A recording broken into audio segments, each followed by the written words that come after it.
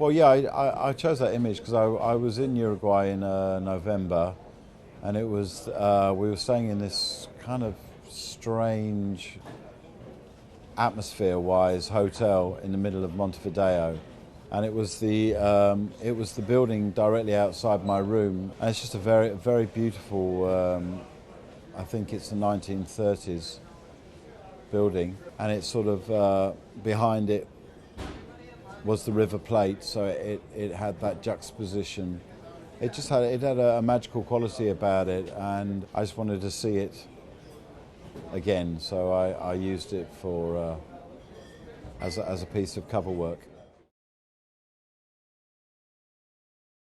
Well, I've known Brian for at least 10 years. First time I worked with him was on the Greenpeace ship when it was moored in the Thames, and we did this piece for choir and bells, which I think we both enjoyed working on. When Richard and I were making Everyday Robots, we invited him in just to listen and see what he thought, and it's quite a big thing to get Brian Eno to come in. Being that he's a sort of he's a producer's producer in many ways, and he seemed to like what he was hearing, and plucked up the courage to ask him to sing, because it's one of those things you never hear from Brian Eno. You hear about his great production work and his sort of endless stream of interesting ideas, but you don't ever hear him singing, and actually he's got a fantastic voice, and he loves singing. He's got a choral group that meet every Tuesday at his house, which is in my neighbourhood. And I thought it was just really nice to get him to sing, and that's why.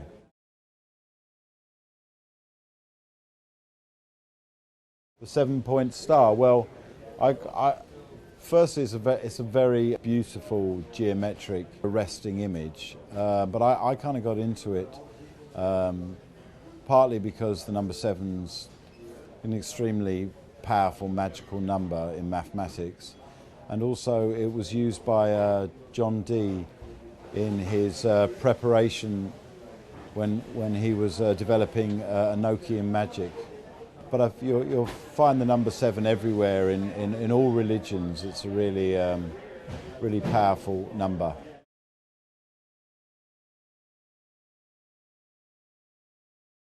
Well, yeah, I'm definitely endlessly curious when it comes to music, and I in a way I do prefer to listen to something I haven't heard before. But there's loads of stuff I go back to. A lot of Glenn Campbell's songs I love to listen to. I love the music of Vaughan Williams and Michael Tippett and William Walton. I love Mahalia Jackson, Stockhausen.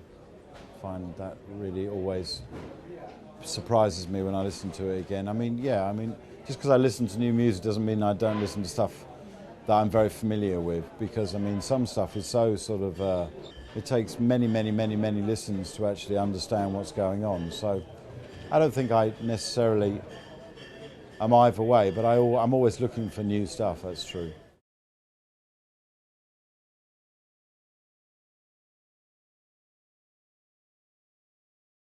Well, the string tunings are exactly the same on an ordinary guitar. I took the top 2 strings off basically because I've never learned how to play bar chords.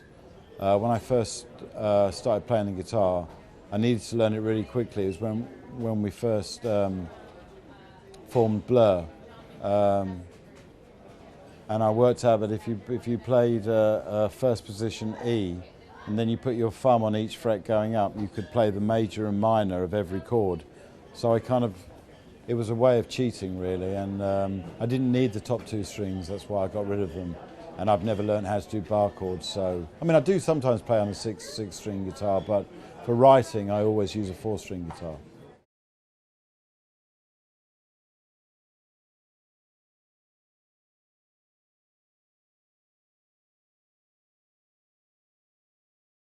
Oh, funnily enough, talking of Omar Suleiman, I'm maybe going to Istanbul in September to produce his next record.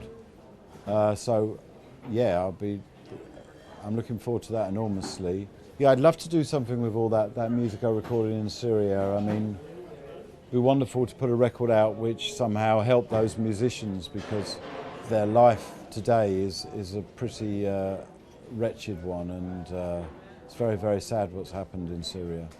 Upsets me a lot. What inspires me? Well, I mean, it's that, it comes back to that being curious, and you know, there's always something new to learn from working with someone you've never played with before. Yeah, I mean, I'm a student really, so anyone I can kind of learn something from, I'm very eager to work with.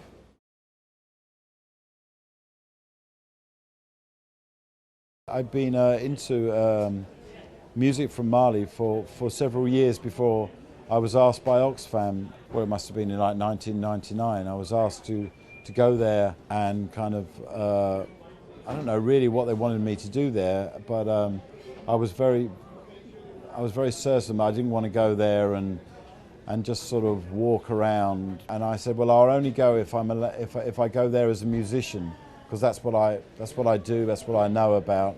And they were brilliant. They organised this incredible trip for me, where I met, on my first day, I met Tamani Diabate, who's like one of, probably the greatest kora player alive. And I took back then it was a DAT player. I took two DAT players, and me and my engineers, we just travelled around southern Mali, listening to all this unbelievable music for 2 weeks.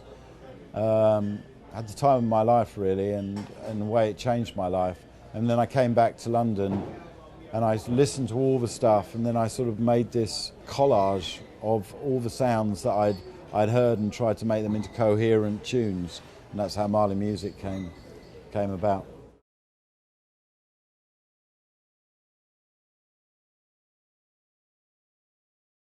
I don't. I just write songs. I don't write specifically for anything. I mean, they're my songs. I write them, and I write them for myself. You know, it just depends where I am, in a sense, to how they end up being kind of completed. Because I mean, the original songs are usually just me on the piano and the guitar, very much like this record is very much piano and guitar driven. My songwriting is based like that, and it just depends who I'm working with at the time, what material I use, but I don't write specifically for anyone.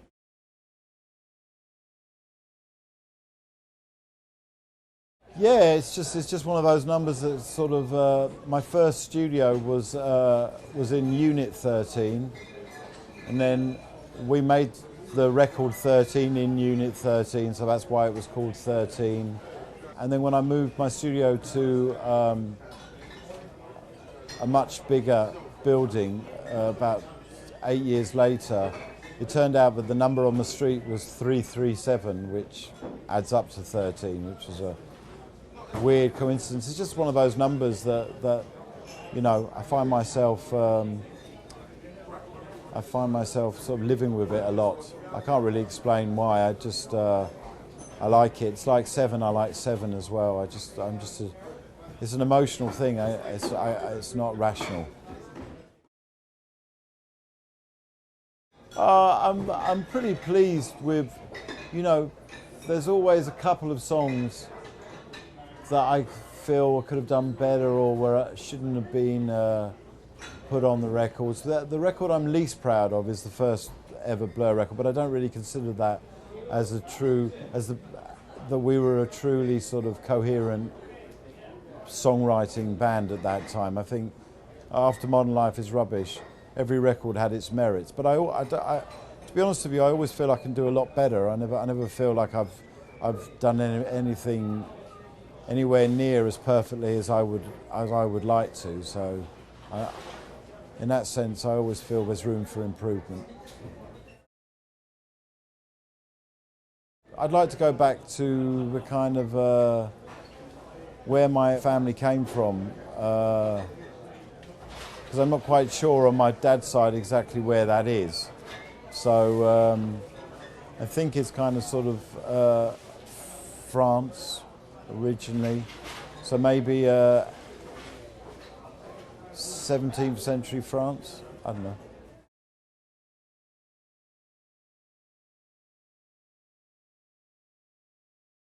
Not really much different, other than, you know, there were less musicians in the room, but Richard Russell was there every day, playing rhythm. I suppose lyrically this is a much more personal record, so, you know, there was less sort of deliberating about the content of songs. It was very much my decision, but apart from that, no different. I mean, you know, it was me writing songs, no different.